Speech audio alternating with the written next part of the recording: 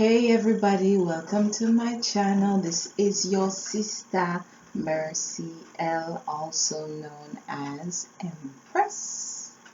Thank you for clicking on this video. Today we will be talking about the 8th house. I was supposed to do it the other day, but I don't know what's going on with me in these videos, but I'm gonna try to at least maybe make 3 videos a day. Yeah, I think I could do it. So we're gonna talk about the 8th house. The 8th house. We finished the 7th, so now we're to the 8th now. And the 8th house, what sign rules the 8th house is Scorpio. Right? Scorpios. This house is all about death and regeneration.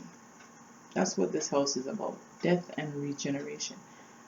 When I say death, I don't mean an actual death. Even though they do say that this house does let you know, depending on what sign is in this house in your chart, it will let you know how your passing will be, depending on what sign. Because we know that every sign rules a body part, right? So Aries is the head.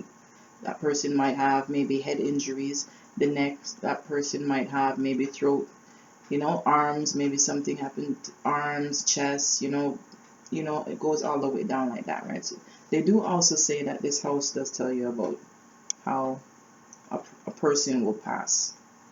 But let's not talk about that right now. We're young, living, happy, and very prosperous and healthy and all these good things, right? As long as we stay healthy and keep our minds in a high vibration and we're doing good, keep doing good to help humanity, then we shall live on, right?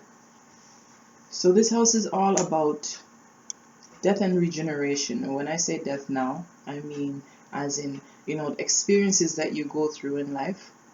Experience you go through in life that causes you to regenerate, which means like transform and rebirth into another person, right? So it's important. This house is a very important house, and it's a very in-depth house too. It's also one of the mystical houses. So when you see basically water signs, they are mystical people. They deal with the water, they deal with the emotions. It's I won't say spirit, because I know fire is spirit. Water is more of a mystical thing. So the 8th house is one of the 3 mystical houses. The other mystical house is the 4th house, which rules Cancers, right? And the 12th house, which rules Pisces, and the 8th house is Scorpio. So it's a mystical house. So it rules over death and regeneration. Everything that has to do with I guess experiences that you go through in life. It has to do with experiences you go through in life and how you learn from them and how you grow from them, basically. It has a lot to do with secrets too. Usually people that when people look into their charts and they find out what their 8th house, what sign their 8th house is in, they usually don't want, this is something that people usually like to keep hidden. They don't really want anybody to know this private thing about them, but there's nothing to hide, really. There's nothing new under the sun. Everything under the sun is already happening. There ain't nothing new, right? So there's no need to be hiding or being afraid to be yourself, right? Because you are yourself no matter what happens, or whatever anybody thinks. You are yourself, and you came here on a mission to complete or do whatever it is that you came here to do, right? So there's no need to be hiding or to be afraid of who you are. But this house is a very in-depth house, and I don't really like to touch on it too much. I mean, what I'm talking about is basically a secret type of thing, because a lot of people don't understand what the things I'm talking about. A lot of people don't really know about astrology and stuff like that. A lot of people don't know themselves, so it's sort of a secret thing what I'm saying and portraying to you guys. So in a way, this house rules that. Regeneration, it also is a house of sex too. It's spiritual transformation. So Scorpios rule this house, and they rule spiritual transformation basically. And this is not for children to be watching or listening to, but that process is a very spiritual act. And once you have your one significant other and you're transforming and manifesting everything that you choose to manifest in life, these things can only really happen in the most strongest way if it's just one and two people. You know what I'm saying? I don't want to get upset or nothing, but I'm a person that will burn out certain things because certain things I don't like and certain things I don't stand for. If two people have a union, those two people have the union, and anything outside of that shouldn't be even in anybody's mind. You know what I mean? Sexually. Because that will break the link. And also it would bring a lot of bad energy, negative energy, if you have too much people that you're dealing with sexually. So I burn out them things there and I promote one-on-one relationships.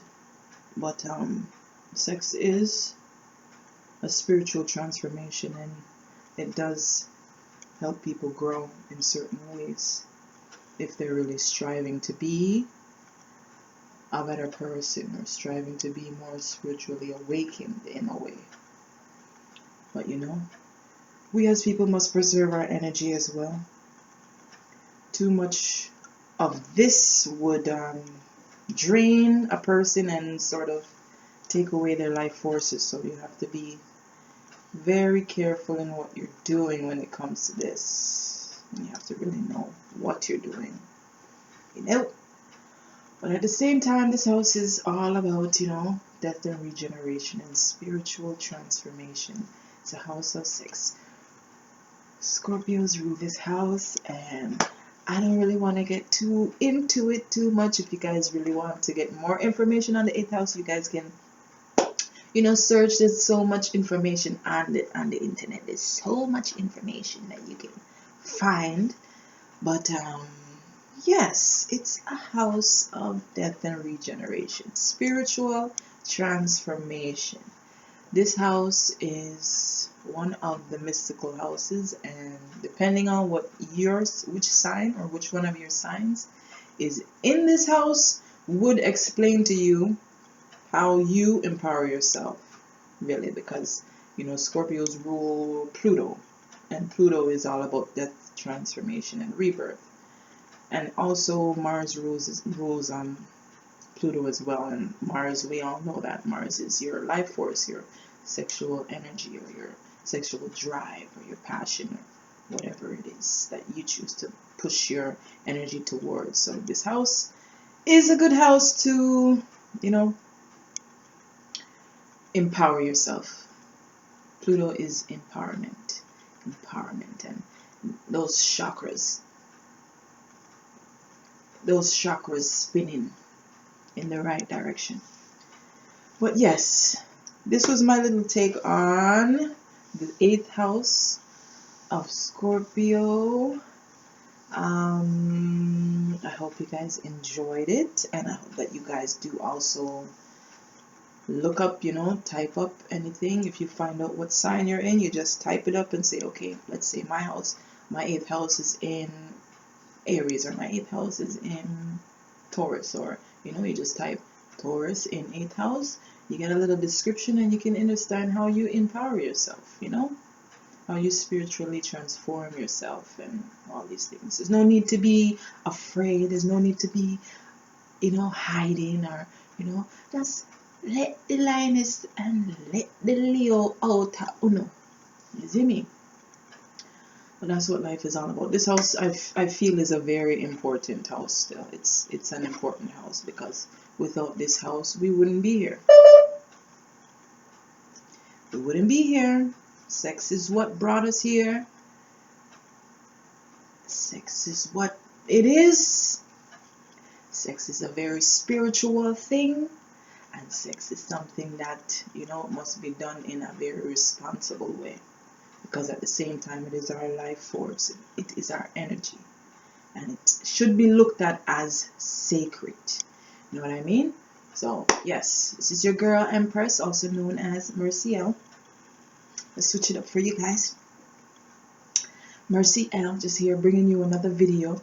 I'm going to try and see if I can speed this up and probably make maybe 3 videos a day. Let me try to do this because I want to get this series done. I want to get the series done so that, I can go on to the next things I want to do. You see me? So, yes, ladies and gentlemen, beautiful people, that is it for now. I will be coming back with another one. Check out your things, okay? Check out your things then, okay? Check out yourself. See? Check out yourself and find out, alright? Okay. I think I'm going to make a video on rising signs too, because it's sort of easy to find out somebody's sun sign, not sun sign, someone's rising sign just by looking at their face. Because not everybody knows their time of birth. I know that some people don't know their time of birth. And certain people, like myself, can just look at somebody's face and know, just by how their face is shaped, I could be able to tell which rising sign you are, because not everybody knows their time of birth, and that must be hard. I know that can't be good, but yeah, I'm gonna make a video on rising signs and how to tell somebody's rising sign just by looking at the face, because the rising sign is the face. It rules the head, right? And also the body. So we are gonna do that. Me I gotta do that film. See? Me I gotta do that. See? Alright, so take care, guys. Love, truth, peace, freedom, justice, and more love, more life, more prosperity. Keep it right, keep it good, and keep everything proper. Alright? Take care. Love and